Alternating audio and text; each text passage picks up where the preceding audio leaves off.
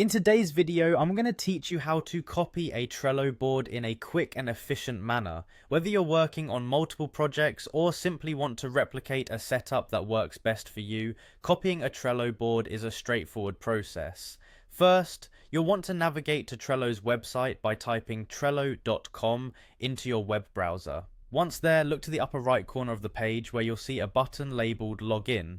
Click on this button to proceed to the login page. Trello makes the login process easy by offering multiple options. You can log in using Google, Microsoft, Apple, or Slack. Alternatively, you can use your email address and password if that's your preference. Secure login ensures that your boards are safe and personal, and having these diversified options makes it accessible from whatever platform you're already engaged on. After logging in successfully, the next step is to find the board you want to copy.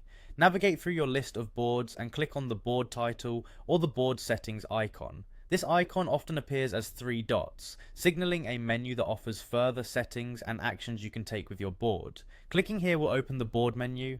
In the board menu, you're looking for the More option. This typically includes more advanced features, and in this instance, it's where you'll locate the copying option. Go ahead and click More. This will lead you to another set of options. Within this new menu, you'll find a choice to copy board.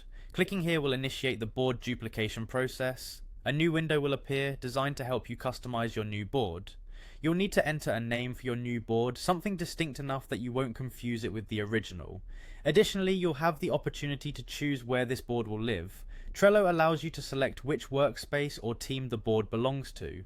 Organizing your boards into appropriate workspaces ensures that your projects stay categorized and accessible to all necessary team members.